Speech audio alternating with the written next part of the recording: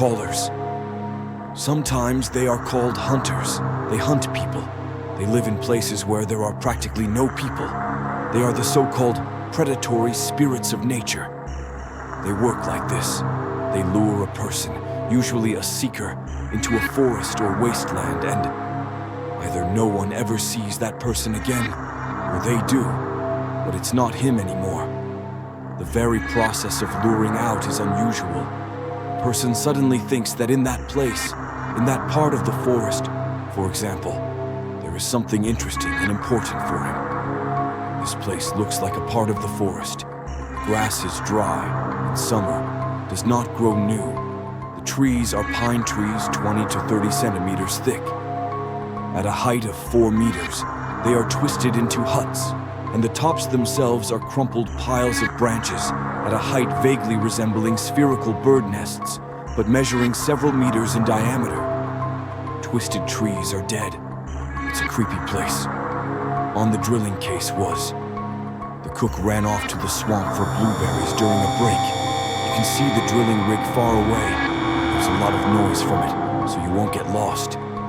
She didn't come back for dinner. Everyone went to search for those who were free. Drilling is a continuous process. No trace was found. 3 days of searching, all to no avail, both from the air by helicopter and ground teams. In a word, disappeared in the taiga. And on the 4th day, she came out on her own. The wildebeest had bitten her hard, and her face and hands were covered with bumps and scabs. I was very hungry and cold. The nights were cold. There is an unspoken rule to go into the taiga without matches or a knife. This is not a recreation park. Anything can happen. But she didn't have any matches. I thought he'd be back soon, so the fire would be lit. You can see the smoke from afar, and you can warm up. They began to ask her how she got out of the taiga, but she didn't want to answer. She was either scared or just tired. It took her a while to leave. Then she told me. When I realized that I was lost, it was already dark. I was not so afraid. I thought I would somehow endure the night, and in the morning I would find my way. The midges and mosquitoes were overpowered. At first I waved it off, then I got tired. So they completely clung to the hands, face. I was thirsty. On the 3rd day, everything became indifferent. I didn't feel cold or hungry. My eyes were almost closed from the bites. As soon as it got dark, I fell under a tree and fell into a dream. I woke up from the touch. I opened my eyes. The man is standing. Overgrown all over, rags instead of clothes. I was afraid, and he beckons me with his hand. He doesn't say a word. I got up somehow and followed him. I can't walk. I can't see anything. It's night. It's pitch black. I fell many times and fell into oblivion. This guy did not leave.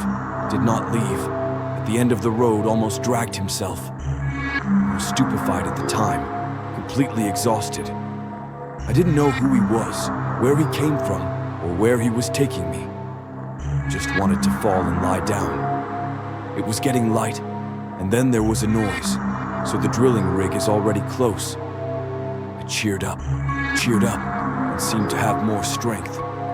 Well, I think the last spurt remains.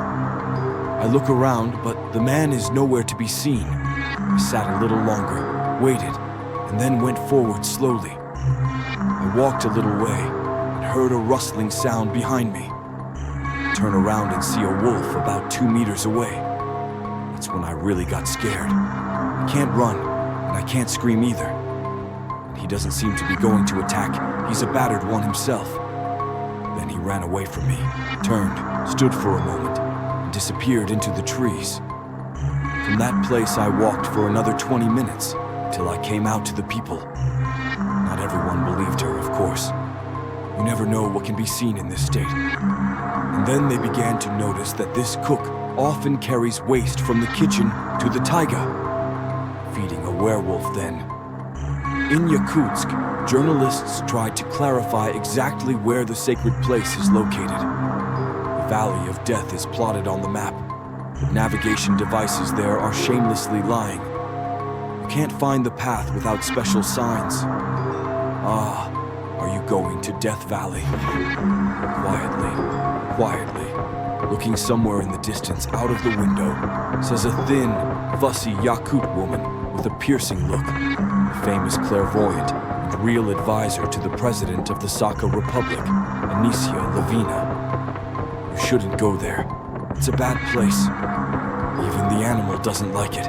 It's empty. There are no moose, no birds fly. The clairvoyant suddenly stops talking and stares intently at the pocket where the miniature dictaphone is lying. It is absolutely impossible to detect his work externally. She looks at her pocket expectantly and is eloquently silent until it's turned off. The journalist suddenly realizes that this woman really sees what is hidden from others. A lot of people died there, she says, looking off into the distance. The bodies were thrown into lakes, so their restless souls roam the Yelyu Chirkachek, Valley of Death. If you want to come back alive and well, do not touch anything, do not catch fish, do not collect mushrooms or berries, and do not take anything from there. Nothing, understand? In ancient times, the Yakut sages always said that the fossil riches would bring death to the Yakuts. Therefore, the Yakuts found nuggets or diamonds and threw them in the taiga. A lot of people died there, she says, looking off into the distance. The bodies were thrown into lakes, so their restless souls roam the Yelyu Chirkachek, Valley of Death. If you want to come back alive and well, do not touch anything, do not catch fish, do not collect mushrooms or berries, and do not take anything from there. Nothing, understand? In ancient times, the Yakut sages always said that the fossil riches would bring death to the Yakuts. Therefore, the Yakuts found nuggets or diamonds and threw them in the taiga.